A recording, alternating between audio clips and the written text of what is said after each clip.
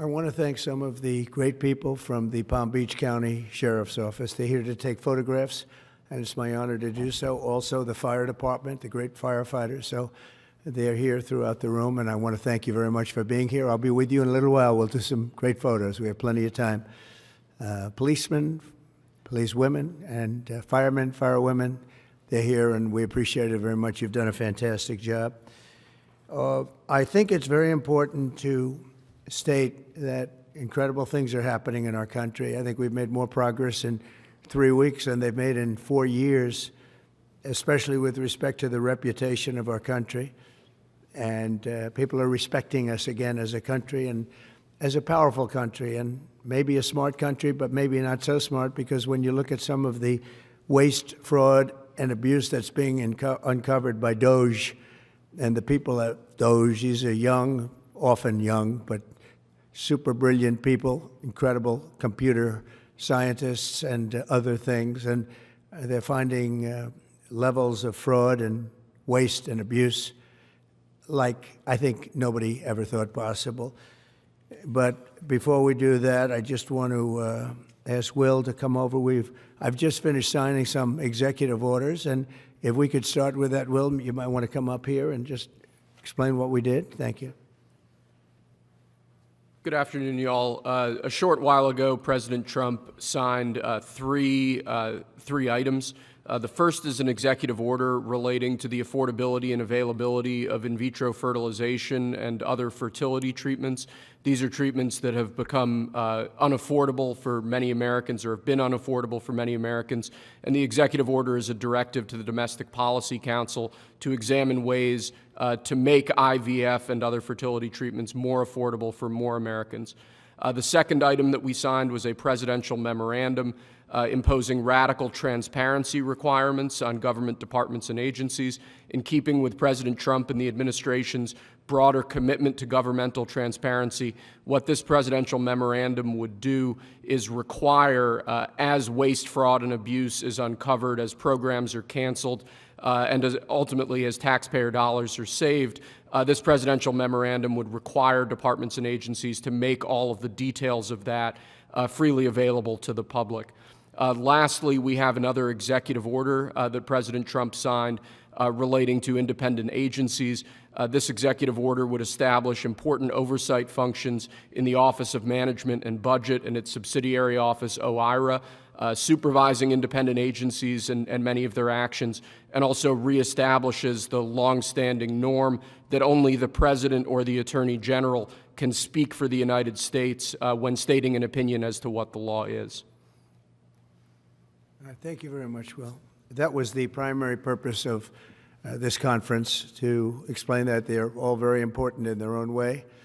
Fertilization, I've been saying that we're going to do what we have to do, and I think the women and families, husbands, are very appreciative of it.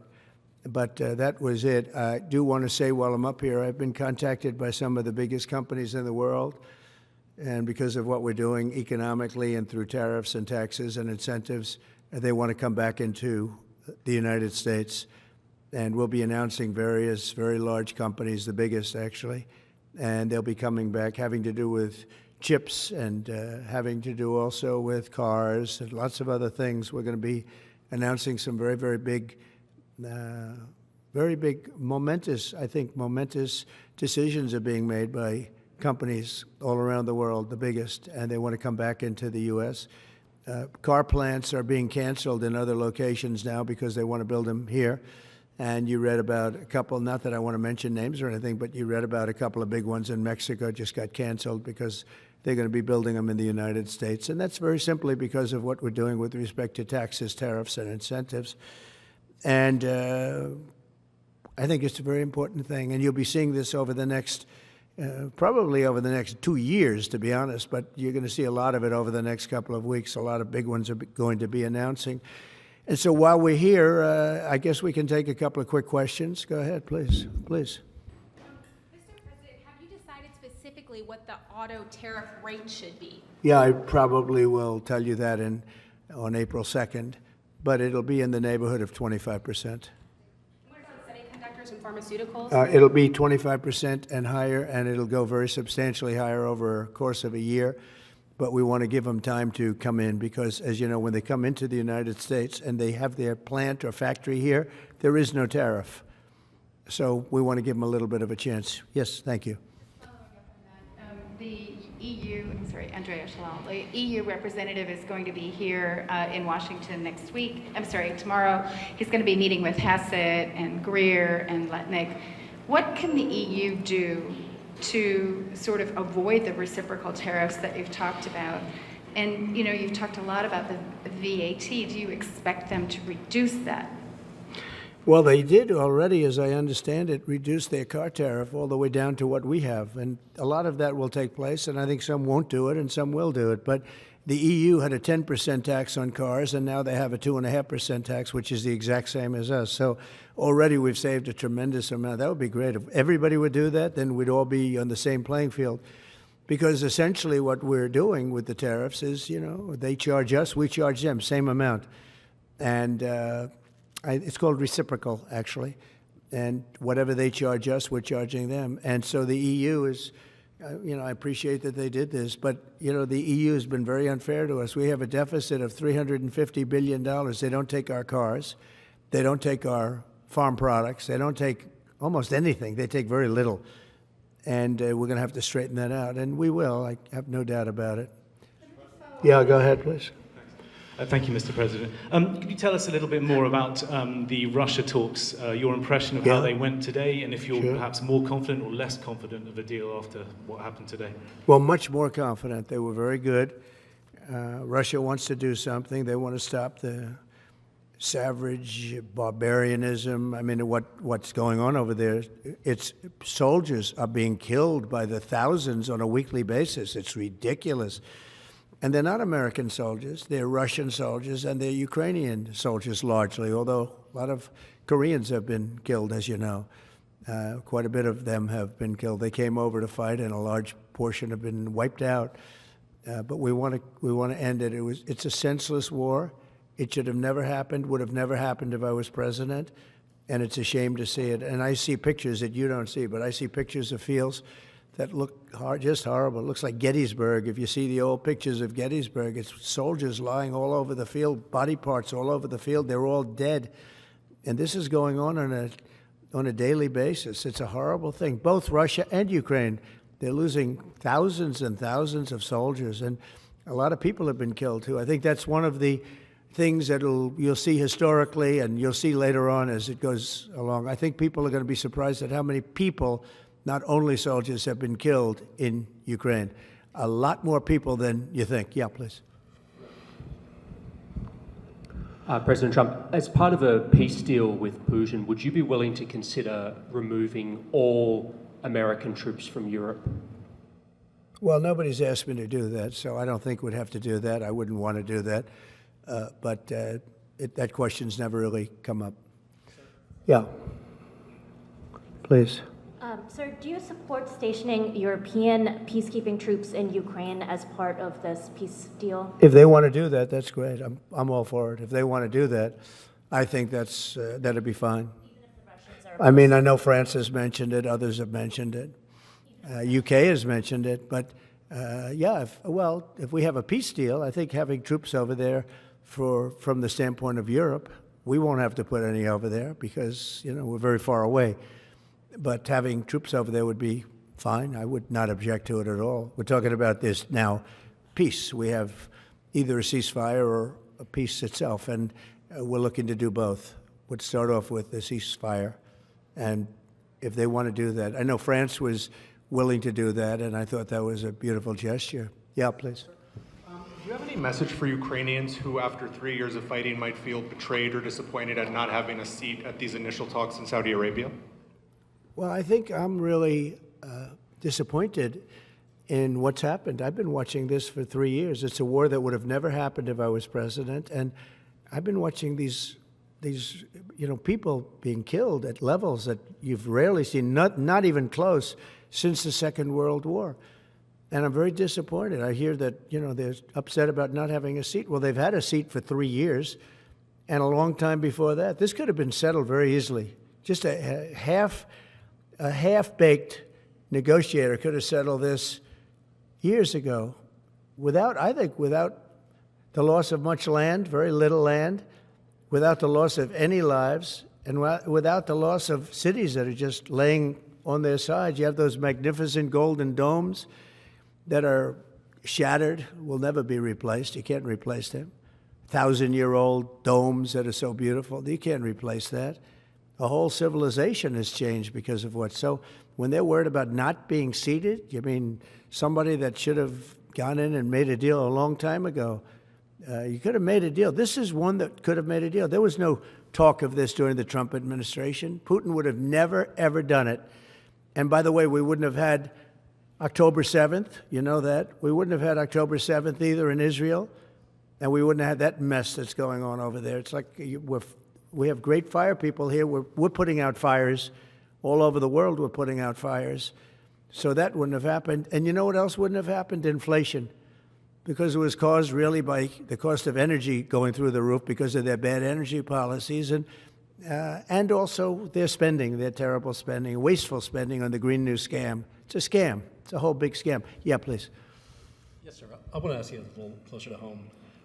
What would it take for you to reconsider the restrictions on the Associated Press? And secondly, some of your advisors are concerned with the Associated Press's style guide, using language and giving guidance to not use words like illegal immigrant or to use phrases like gender-affirming care. And they're concerned about that being an encroaching amount of liberalism in the way in which the press writes about things. Do you share those concerns? Well, I do think that some of the phrases that they want to use are ridiculous, and I think, frankly, they've become obsolete, especially in the last 3 weeks, because many things have happened in the last 3 weeks. And I didn't know about that, but I would say that if they want to use certain phrases like that, and I guess some are okay, but many aren't, but the Associated Press just refuses to go with what the law is and what is taking place. It's called the Gulf of America now. It's not called the Gulf of Mexico any longer. I have the right to do it, just like we have the right to do Mount McKinley, and nobody's even challenging that.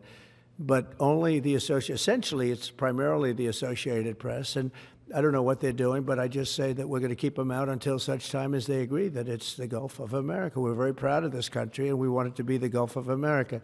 Now, the Associated Press, as you know, has been very, very wrong on the election, on Trump and the treatment of Trump, and other things having to do with Trump and Republicans and conservatives. And they're doing us no favors, and I guess I'm not doing them any favors. That's the way life works. But, you know, thank you for the question. Who are you with? Very good question. Thank you. Yes. We're hearing that Russia wants to force Ukraine to hold new elections in order to sign any kind of a peace deal. Is that something that the U.S. would ever support? Well, we have a situation where we haven't had elections in Ukraine, where we have martial law, essentially martial law in Ukraine, where the leader in Ukraine, I mean, I hate to say it, but he's down at 4% approval rating, and where a country has been blown to smithereens. You got most of the cities are laying on their sides. The buildings are collapsed. It looks like a massive demolition site. So many of the cities. I mean, they haven't done it in Kiev because I guess they don't want to shoot too many rockets in there. They've done it 20%, but they haven't done it 100%. If they wanted to do it 100%, it would probably happen very quickly. But you have cities that are absolutely decimated. And yeah, I would say that, you know, when they want a seat at the table, you could say the people have to, wouldn't the people of Ukraine have to say, like, you know, it's been a long time since we've had an election. That's not a Russia thing. That's something coming from me and coming from many other countries also. You know, Ukraine is being just wiped out. Look at what's happening to the cities. There are cities, there's not even a building standing. It's a massive, you talk about Gaza. I mean, it's literally, these cities look like Gaza. Actually, many have, percentage-wise, more buildings knocked down than in Gaza. So, you know, people are tired of it. People want to see something happen. And, you know, the other thing that it's been bothering me for a long time, because I solved the problem with NATO. They paid hundreds of billions of dollars into the funds of NATO when I said you got to pay, because the United States was paying for European countries, and then they take advantage of us on trade. But I've seen it. Look, they have to pay. They have to find out, where is the money going to? We have, I believe President Zelensky said last week that he doesn't know where half of the money is that we gave him. Well, we gave them, I believe, $350 billion, but let's say it's something less than that, but it's a lot. And we have to equalize with Europe, because Europe has given a very much smaller percentage than that. I think Europe has given $100 billion, and we've given, let's say, 300 plus, and it's more important for them than it is for us. We have an ocean in between, and they don't. But where is all the money that's been given? Where is it going? And I've never seen an accounting of it. We give hundreds of billions of dollars. I don't see any accounting. So I want to see peace. Look, you know why I want? Because I don't want all these people killed anymore. I'm looking at people that are being killed, and they're Russian and Ukrainian people, but they're people. Doesn't matter where they're from on the whole planet. And I think I have the power to end this war. And I think it's going very well. But today I heard, we weren't invited. Well, you've been there for 3 years. You should have ended it 3 years. You should have never started it. You could have made a deal. I could have made a deal for Ukraine that would have given them almost all of the land, everything, almost all of the land, and no people would have been killed, and no city would have been demolished, and not one dome would have been knocked down. But they chose not to do it that way. And President Biden, in all fairness, he doesn't have a clue. What he was so bad for this. He was so bad, so pathetic, so sad. But with all of that being said, look, it is what it is. When I left, there was no chance that this could have happened. But it happened because we had incompetent leadership at many different levels. But when you see what's taken place in Ukraine with millions of people killed, including the soldiers, millions of people killed, a big percentage of their cities knocked down to the ground. I don't know how anybody even lives there. You know, when they say they took a poll and Zelensky's at 4%, who's living there? You know, I mean, it's hard to believe that people live there. Their cities are being knocked down, and this is something that would have never happened. And by the way, for 4 years, it didn't happen. It was never going to happen. Go ahead. One follow-up question. How would you counter the perception, because Russia's pushing for this, obviously, they don't really hold true elections, that would be a capitulation of some sort. How would you guard against potentially Russia installing a puppet government? And then finally, how would that new election have an impact on getting Zelensky to sign the rare earth minerals deal? Look, you have leadership, and I like him personally. He's fine. But I don't care about personally. I care about getting the job done.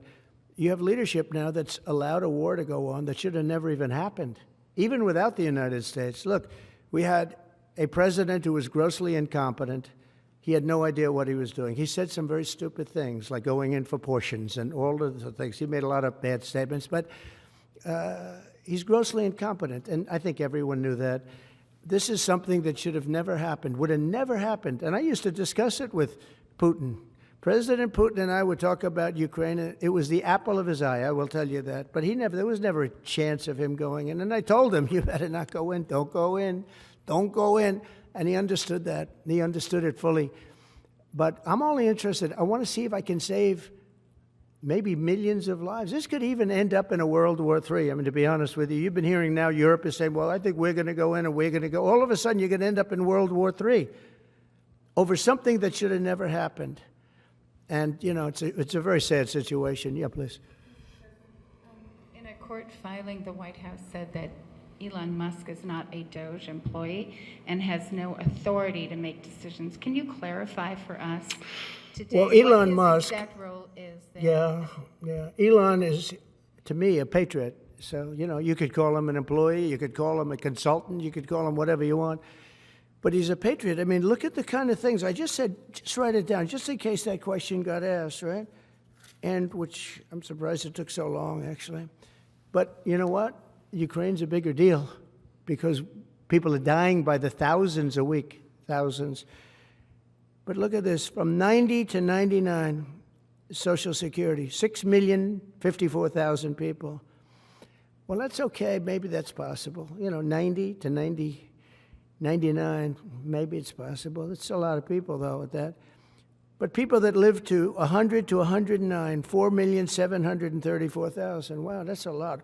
That means over 100 years old. They have 4 million people. I don't know too many. I know people that are doing great in their 90s, but not too many people over 100. But over 120, from 120 years old, people that are 120 years old up to 129, 3,472,000 people. Wow.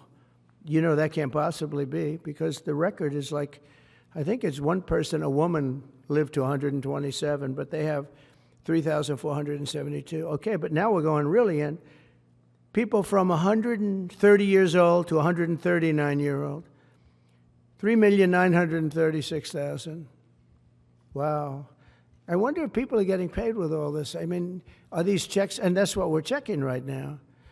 People from 140 years old to 149 years old, 3,542,000, 140 years old and beyond. Now we're really going, because we're looking to break the record by 25 years. People from 150 years old to 159 years old, 1,345,000. These are in the, by the way, these are in the computer files. This is what they do well. They're super. I asked Elon, who are these Doge people?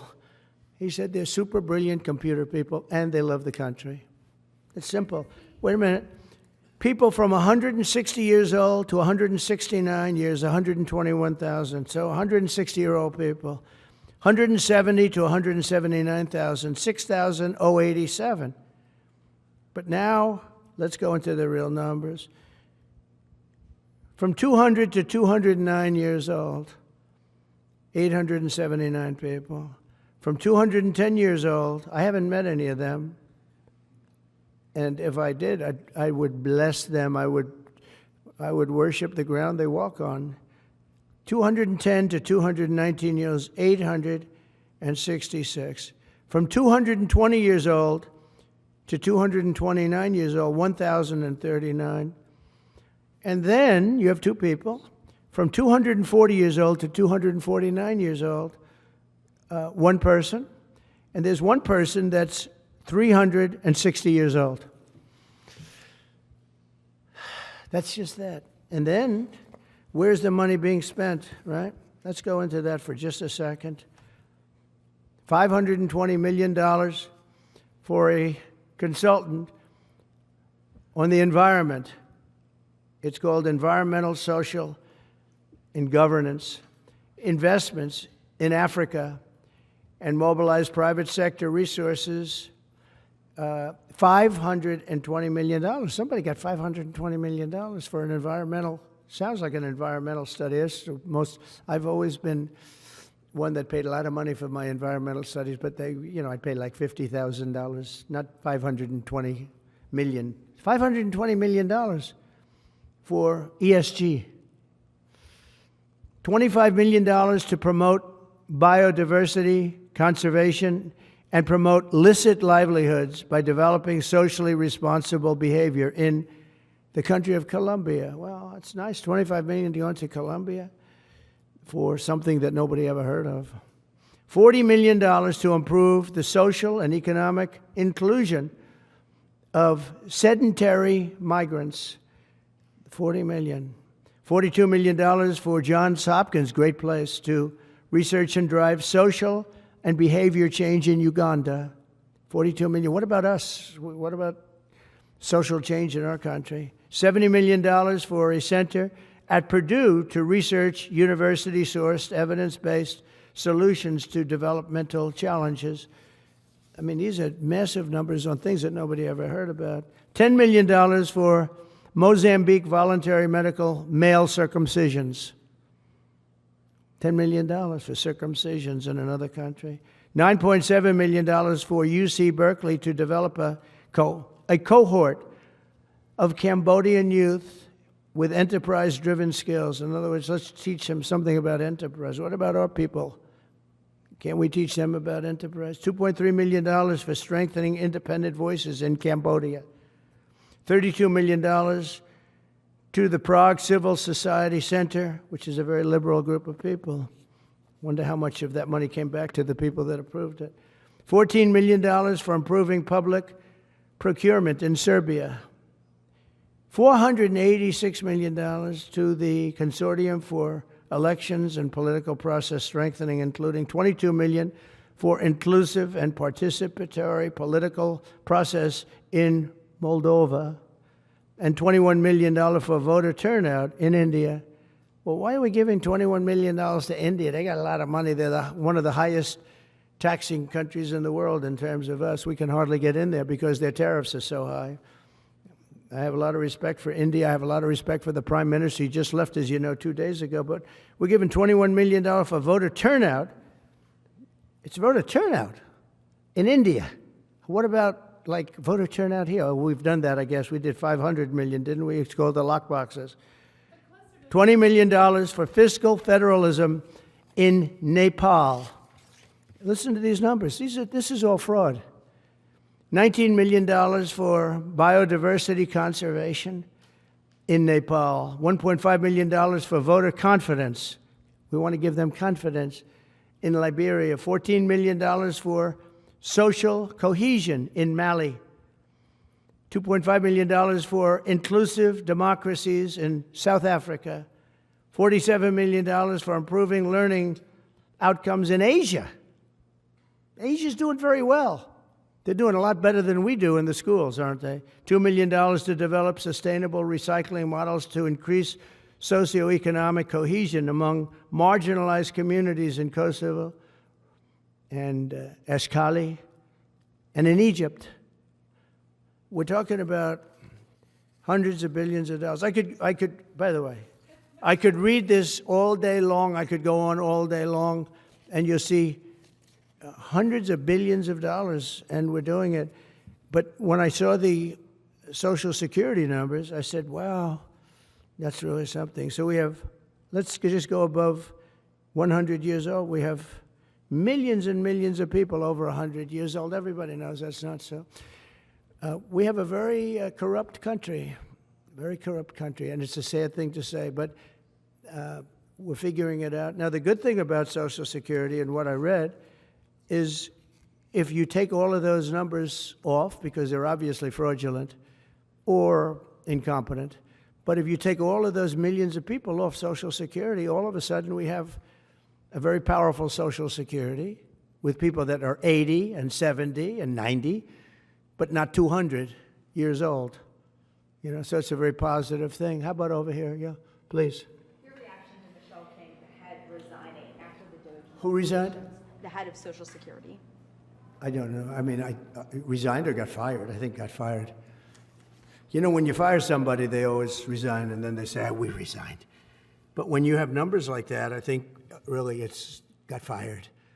They have to get fired. Who would keep them? How could you have numbers like this? Now, the big thing is, how many of these people got paid? Were they getting paid? Were they getting paid? How many of them were getting paid Social Security? Because if that's the case, it's a massive fraud. We'll have to call those great Palm Beach police into this situation, right? You guys would figure that out very quickly. But how many of them are being paid? I mean, maybe millions of them, but it's a total fraud. Also, a lot of illegal immigrants are in Social Security that shouldn't be there. Yeah, please, go ahead. Mr. President, there was a big wave of probationary federal workers who were fired over the weekend. Some of these workers focused on nuclear weapon security were immediately rehired. Do you have any concerns about how these terminations have No, not at all. I think we have to just do what we have to do. It's, you know, you're going to, it's amazing what's been found right now. It's amazing. If we feel that in some cases they'll fire people and then they'll put some people back, not all of them, because a lot of people were let go. Don't forget, I got elected on the basis of making our government stronger and smaller, because we have millions of people that obviously they're paying millions of people that shouldn't be paid. And that has also to do with workers. Yeah, please. No, go ahead. Actually, yes, New York Times. Mr. President, given your concerns about corruption, you said that if there were any conflicts of interest with Elon Musk, you wouldn't let him anywhere near it. That's right.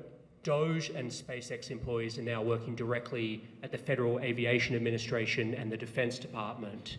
agencies that have billions of dollars in contracts with Musk's companies or that directly regulate his companies. How is that not a conflict of interest? Well, I mean, I'm just hearing about it, and if there is, and he told me before I told him, but obviously I will not let there be any conflict of interest. He's done an amazing job. They've revealed, in fact, he's going to be on tonight, a big show called Sean Hannity at 9 o'clock, and he's on and I'm on, and we talk about a lot of different things. And any conflicts, I told Elon, any conflicts, you can't have anything to do with that. So anything to do with possibly even space, we won't let Elon partake in that. Yeah, please. On immigration, sir, you said you would be sending the worst of the worst to Guantanamo Bay. What we're finding out is that there are a lot of low-risk migrants who don't have a criminal background who are also being sent. Are you thinking about this differently now? No, they're going to be brought back to their countries. And with some persuasion, every one of those countries, everyone in the, as you know, every country is taking the people back. So some of them are going to be brought back to, many of them, any of them that are low risk, as you say, are going to be brought back to their countries. Yeah, go ahead, please. Can you give us a bit of an update on where you stand with Venezuela? Yeah, It's sure. oil. There's basically a monthly license that can soon extend. Well, you know, we had Venezuela on the run, and it looked like that was going to be very good. And when Biden came in, as he always does, he screws it up. And they started buying millions and millions and millions of dollars of oil, billions of dollars, actually, of oil, and it gave them a new life, a new, really, lease on life. But we'll see. We had some pretty good discussions with a lot of people within our government, in the United States government, that are involved in that. And Venezuela's a little bit early, but, you know, we were not buying from Venezuela. When Biden came in, for whatever reason, instead of just taking the beautiful, as I call it, liquid gold, we have more than anybody, they started paying a fortune to Venezuela. And we're looking at that, actually. Why did they do that? Why were they doing that? Why would they go to the enemy and give them billions and billions of dollars? Now, with that being said, as you know, Venezuela has said very strongly they will not take any illegal immigrant, any of the people that they sent over to us. They sent their gangs, probably the worst gang anywhere in the world, as bad as MS-13, maybe worse, and they came out of the jails of Venezuela. They emptied their jails into our country, and they said, we'll never take them back. Well, they took them back, and they're taking them back, and they are taking them back rapidly. They were sending a lot of people to Venezuela. They said they wouldn't take them back, and they are taking back. But we're looking at Venezuela very seriously, and we're going to be able to. Don't forget, I've only been here for 3 weeks. Yeah, please. Just a little clarity on, are you inclined to continue to allow Venezuela, through, I think, Chevron and other oil companies, to export those petroleum products, or are you maybe inclined not to pull back? Yeah, maybe not. We're looking at that now. I just got here. When I left, they weren't doing anything. They were ready to go. We give up. And then Biden came along and he gave them literally billions of dollars. I couldn't believe it, actually. And we have so much under our feet, liquid gold. We have so much, and it was pretty amazing. So we're looking at that whole situation, why he did it. All right, how about one more? Yeah, please. Tell us about the CIA drone flights over Mexico. Is this the next step in the war against the cartels? Well, we're going to see. Should they have authority to take lethal action? Mexico's allowed a tremendous number of people to go through their country into ours, and even people coming from Mexico, and illegals, totally illegal. They've allowed people to empty jails into Mexico and then let them come through with this totally ridiculous open border policy of the Biden administration. So millions of people have come in, and hundreds of thousands, and actually millions, are criminals. They came in from jails all over the world that release them into Mexico, and they come into our country. And they also came in from Canada, by the way, large numbers through Canada. In fact, when we closed up the one border, they came in through the other border. So Canada is not an uninterested party. But I will say this. We're dealing with Mexico. I have a very good relationship with Mexico, but I think Mexico is largely run by the cartels, and that's a sad thing to say. And if they wanted help with that, we'd give them help. But Mexico, if you look at what's gone on with Mexico for years now, but now especially, it's run by the cartels. And they've allowed millions of people to come into our country from jails and prisons of other countries from all over the world, not just South America, Africa, Asia, all over. A lot from the Congo in Africa, a lot. They opened their jails. They came in through Mexico. And we have some of the worst criminals coming in from the Congo and other places. So it's not just South America, and it's not just Venezuela, but they opened their jails. And you know the crime rates in Venezuela and other places all over the world has gone way down. You know why? Because they've given us their prisoners, they've given us their drug lords and their gang members, and it's hard to believe that we accepted this. It's hard to believe that we allowed open borders, and we're taking in, hundreds of thousands and millions of people coming in from all over the world that are absolute stone-cold criminals. In fact, 11,088 murderers, and many of those people have murdered more than one person. Why are they giving us these people, and why are we taking these people under Biden? You had a border czar that never went to the border. Happened to be a vice president, never went to the border, never called the border people. I call them all the time. I speak to them all the time. But here's the good news. We have the most secure border we've ever had right now. As secure and even more secure than I had it 4 years ago. And the Border Patrol is doing incredible. ICE is doing incredible. Tom Homan's unbelievable, and Kristi Noem has been just working very, very hard, very, very hard. And we have the best numbers we've ever had, and we're going to keep it that way. And we're going to find out how a thing like this could have happened to our country, because who would allow this to happen? What they've done to our country is so sad. Thank you very much. Thank you. Thank